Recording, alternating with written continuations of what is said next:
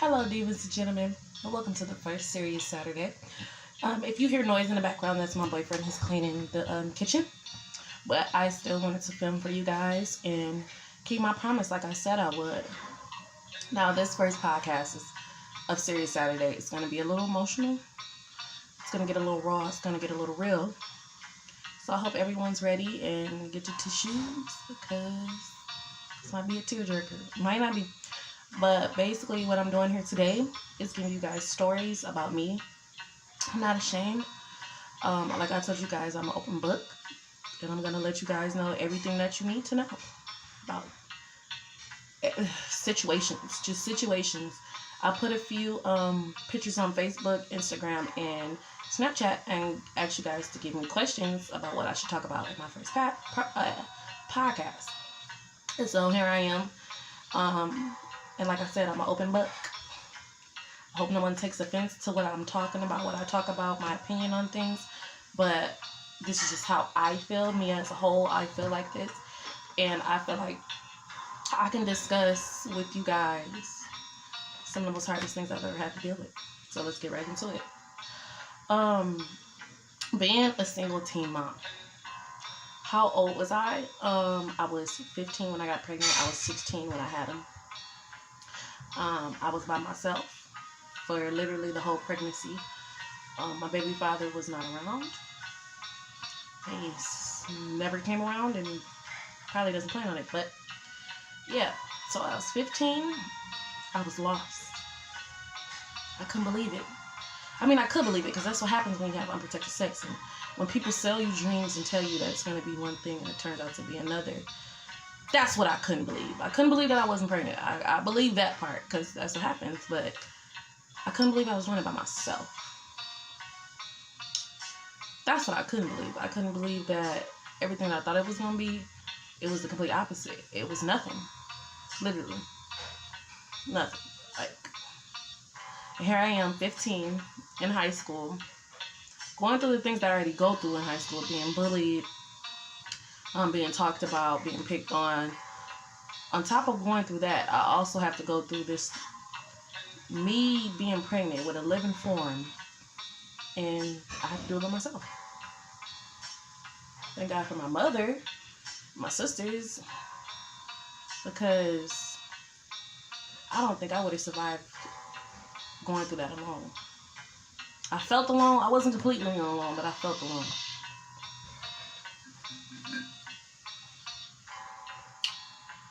So, was it scary? Yes, it was very scary. It was like, it was hard.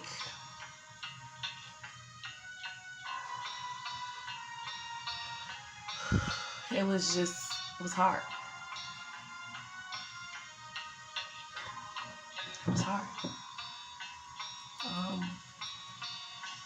I don't regret my son. Don't ever think that I regret him because I don't regret him. But I just understand why I had to do it alone. I was a kid. We were both kids. So I understand that, like, he might have been a little scared. But shit, I was too. Shit, I was the one that had to go through the body changes, the birth, like all that shit. I was scared too. But that's no excuse because you were scared. But anyways, it was scary. Like, every appointment was scary. Every doctor visit was scary. Every time I would look in the mirror, it was scary. Like, when I looked down at my feet, it was scary. Like, I just didn't know if I would be a good mother. I didn't know if I was ready. I didn't know if I was willing to change. I just didn't know. I didn't know. But I did know I was not getting an abortion. That's what I did know. I knew that I was going to have to be ready to be a mom, and I got ready. I went to the teen parent center through the Salvation Army, and I was getting ready to be a mother. And I was content once I got about like 6 months pregnant, but I was still out doing shit I wasn't supposed to be doing. Like, I was still dealing with, like, mentally, I wasn't ready. Physically, I was ready, but mentally, I wasn't ready. I was like, okay, I'm just gonna do shit to fill the voids that I'm going through when I'm at night and I'm laying there and all I could do is cry and look at the ceiling and ask God why I'm going through this. But I knew it was consequences of my actions, but it was just unfair to me that I had to go through this by myself. I wouldn't wish that on my worst enemy, to be honest, because at the end of the day, it affects the child too, not just me. In the long run, it's gonna affect my son. Do we give a shit? No, because he has people in his life that are gonna be there to the end, and I know it. How it changed me. For the good, it changed me. It made me to not depend on anyone that much. It made me realize no matter what a person tells you, no matter how many dreams a person gives you, you still have to have a plan B. You have to have a backup plan. Because just jumping in shit head first, you're going to drown. That's just bottom line. And it made me appreciate life a little more. It made me view life. Because it was times where if I could have took myself out the shit, I would have. If I had the pills or the strength to hang to anything, I'm not lying to y'all, I would have. But me having him, and every time I would feel that way, I would just look at his little face, and I knew that he didn't deserve it. He deserved, to have a fair chance. At least have, a mother. Because it was already just the two of us. So then I felt like if I went through with that, then I was leaving him behind. And I didn't want to leave him behind. How it changed me for the bad? I was out doing crazy shit, you guys, while I was pregnant. When I wasn't pregnant, I was out here doing things that I'm still embarrassed to this day to talk about, so I'm not going to talk about it right now because I'm not ready, but I was out here fucking up. I was out here fucking up bad. And the first step to that is admitting it. So I'm admitting it to you guys right now. I was out here fucking up bad. I could have been doing a lot fucking better than I was when I was pregnant and when I first had my son. The first 2 years my son was on this earth, oh my gosh. Guys, if you know me or if you know a situation that happened with me in that time frame between 2010 to 2013, you don't know me. That's not me. That was a broken, distraught, angry, bitter me. And I was trying to find an outlet to put all my anger into. And I was finding the wrong fucking outlets. That's just bottom period. I was looking in the wrong places. I really was. I felt like I was just horrible. I was so horrible. How did I move on from it? I slapped myself and I woke the fuck up. And said, bitch, why is you living like this? Why is you acting like this? Why is you doing shit like this? I kept asking myself those questions. I used to be, after the day was over, I used to sit in my bed and ask myself, why are you doing shit like this? Why are you doing this? You have no real reason to be doing this. You're just doing this because you're hurt. You don't know where to put your hurt at. You don't even know who to talk to. So I couldn't talk to my mom because I felt like it was going to be more of a, I told you so. I told you so. I told you so. Didn't want to talk to my sister because me and her had a few falling outs while we were pregnant. Didn't want to talk to bitches around me in a teen parent center because them bitches was fake as fuck and they all talked about each other except for my bitch Naila. Period. Y'all can feel how y'all want to feel. Period. And I just basically realized my worth. That's all it took. It took me just to sit down and analyze myself. Like, I'm not that bad of a person. Just because this one person did me wrong, don't mean the whole world gonna do me wrong. Maybe I need to stop doing the shit I'm doing and open my mind and open my eyes and see that I don't have to be this way. I'm choosing to be this way. I don't have to be this way. So that's what I moved. That's how I moved on. I just channeled my inner me, and it was all good. My baby boy's gonna be 8 this summer. I've completely moved on from that situation. I have no hurt, no bitterness, no pain. It is what it is. Let me say that again. I got no hurt, no bitterness, no pain. It is what it is, honey, period.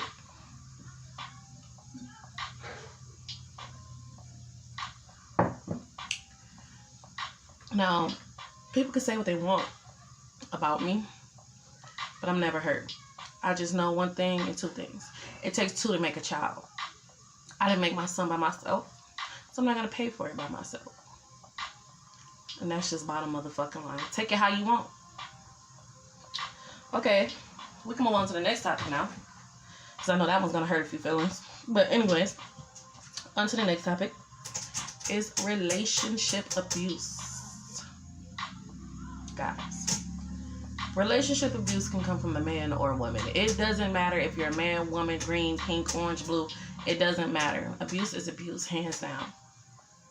There's 3 different types of abuse you can go through in a relationship. So I'm just going to read off the 3 that not necessarily I've dealt with, but I know people that dealt with it and heard stories about. And that's mental abuse, physical abuse, and sexual abuse. I know what you're thinking. Bitch, how sexual abuse can come in a relationship? It can. Have you seen What's Love Got to Do with it, honey? It can. So first we're going to start off with mental abuse. Mental abuse can come from somebody telling you that you're not good enough, or that what you're doing isn't enough for them, and you need to do more, but you know you're giving 110 fucking %, but they're telling you that you're not. That fucks with your brain. That fucks with your mental. It does. It makes you feel like, okay, bitch, so do you want to be with somebody else? Because I'm giving you 120, baby, and you don't want to. What is it? I'm giving you all of me, and you constantly cheat, you constantly lie, you constantly sneak around with bitches. Then yes, I'm gonna be fucked up in the head about it. So yes, I might turn a little violent, and it might go straight to physical, because now I'm physically abusing you because you mentally abuse me.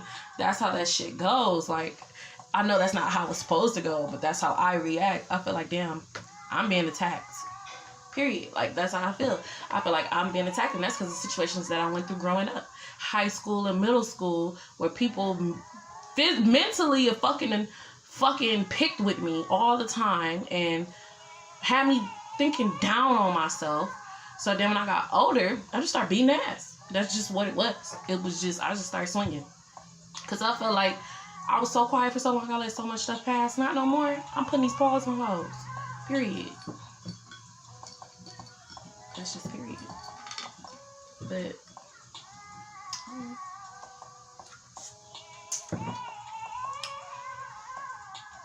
appreciate your partner, guys. Don't make your partner feel like what they're doing isn't good enough, because eventually they're gonna stop doing what they're doing. And if they stop doing what they're doing, I mean, there's somebody else in the picture. And if there's somebody else in the picture, you got problems with your motherfucking hands. Because ain't nothing worse than a broken-hearted bitch. Mark my words when I tell y'all that. Because when we got broken hearts, oh baby, we can make it hurt. Y'all do shit to make it hurt for a little bit. Oh bitch, we'll make it hurt for a long time. We gonna get in a relationship with the same nigga we told you not to worry about. And that's all because you did wrong. It didn't have to be that way. We could have been boom kai. We could have been boom coons. We could have been straight. But since you want to play me, now I have to play you. And now now you sitting around acting like I'm the bad guy, when all I did was retaliate my pain. I made you feel how you made me feel. But now I'm the bad guy. See, that shit, just don't do it. If you don't do it, you won't have that problem. You appreciate the person you with, you won't have those issues. You'll be fine. Physical abuse. Now, fellas, I know, because I'm one of those bitches that ladies, tend to get a little hands-on when they get upset.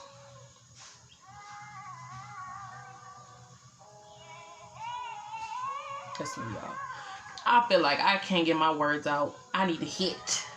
Like, it's sad, but it's true. And I've been working on it. I've been working on counting to 3, you know, bringing my 10 to a 2. But,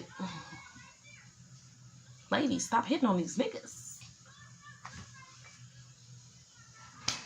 Because when they hit our little asses back, you be somewhere acting like the world is over. I know, because I'm one of them, I'm telling you.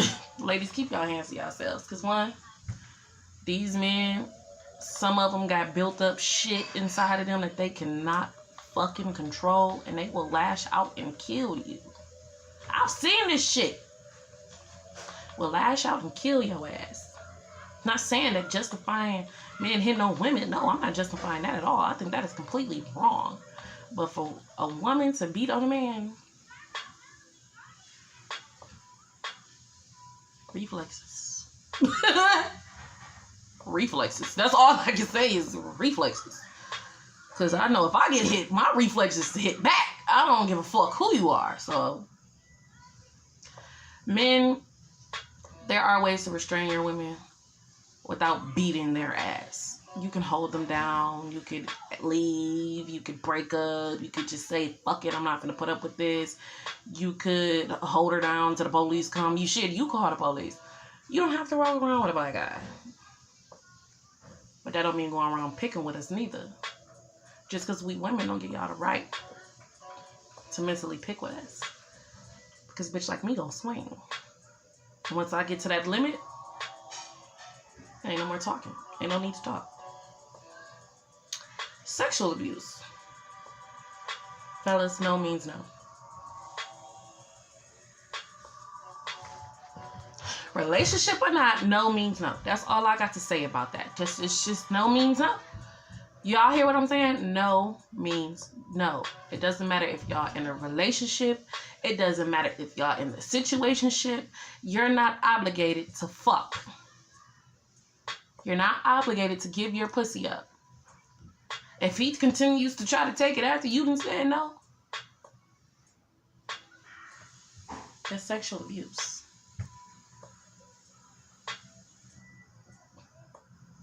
You have the right to say no. It's your body. I've heard some fucking stories, boy, about these niggas just feeling like they is obligated to this pussy because y'all are in a relationship. That is not true. You don't have to do anything you do not want to do. And that's just point blank motherfucking period. You ain't entitled to do shit. You do what you want to do. That's just all I have to say about those 3 things right there, you guys, with dealing with abuse in a relationship. Now, these are just topics for dealing with abuse in a relationship. Now, the advice I have for this is leave. It's easier said than fucking done. But once you get hurt enough, you're going to leave. And you ain't going to come back. It may take you to get hurt a few times before you realize that this is just not worth it. It's just not. So when that time comes, leave. Before it gets worse. Y'all end up on the episode of Snap or First 48.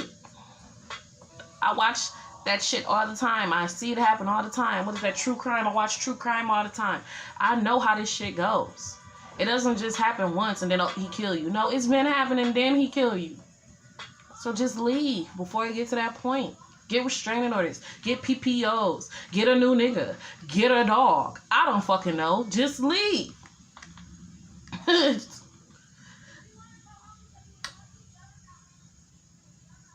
Okay, the next topic I want to talk about is having anxiety. I have an anxiety disorder. A lot of you may know this, but I have a badass anxiety disorder. Like, I have anxiety attacks to the point where I'm breaking down, gagging, snatching for any type of fucking air that I can. And, just falling apart. Like, I can't control it. Once my anxiety attacks start happening, I cannot control them. They are very, very severe. I had one, and literally my mom had to fucking come save my life. I'm not over exaggerating. I felt like I couldn't breathe. I felt like I was suffocated. I felt like I was underwater, and there was nothing I can do.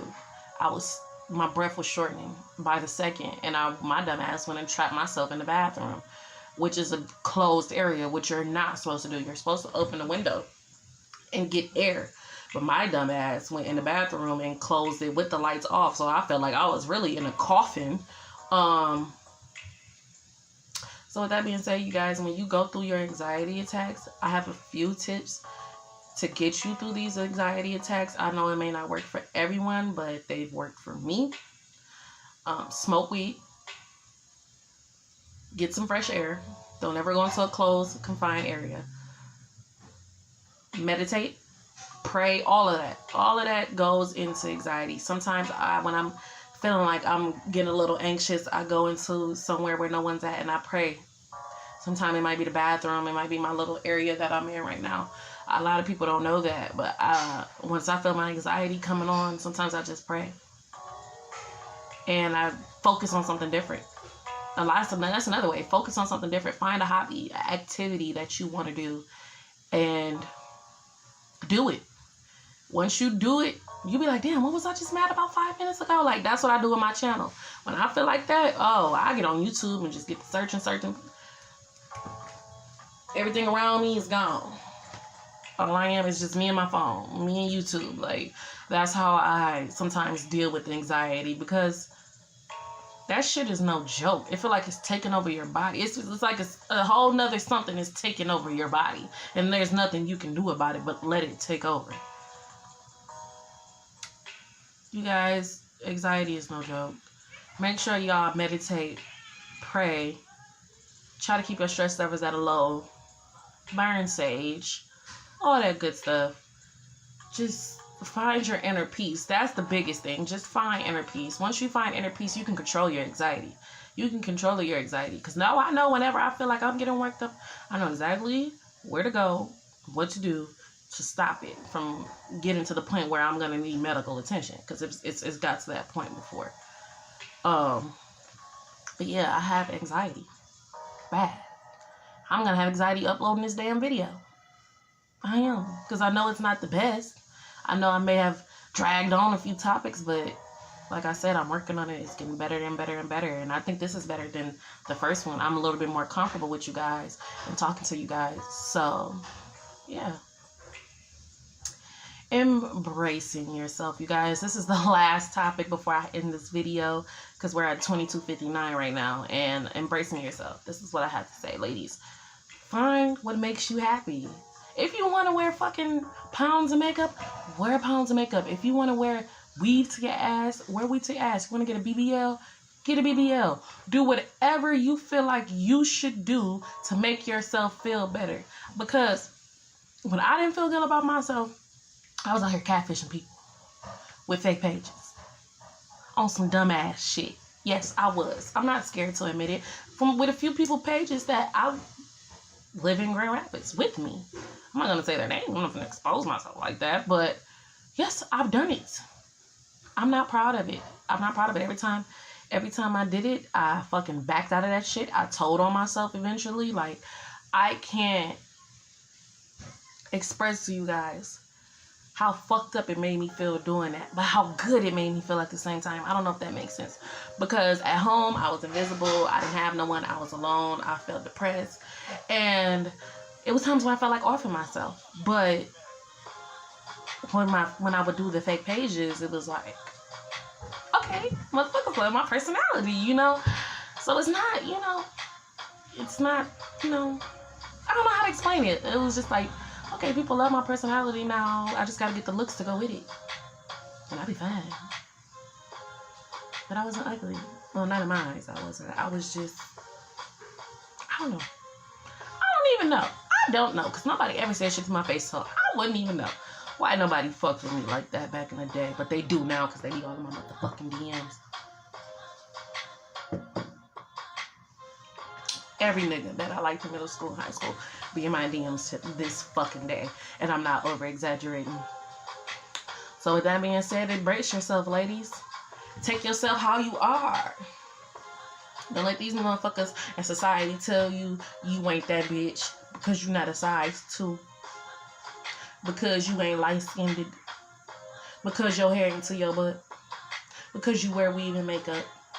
Because you're a little bigger than some of the other girls who think they're the latest, but really they're the fucking latest embarrassment because your nick. I ain't gonna get into that. Just know, ladies, embrace yourself, embrace your beauty, enhance your flaws. That's all I have to say about that. And it's a wrap, guys. It was a great vibe. I love talking to y'all today. I got a lot of stuff off my chest and I feel a lot better. I hope some of you guys feel a lot better. I hope you don't feel like I was boring today. I mean, it is serious Saturday, so I had to reach on some serious topics. I didn't get into all the depth about them. That's because I don't want to offend anyone. But see you guys next week.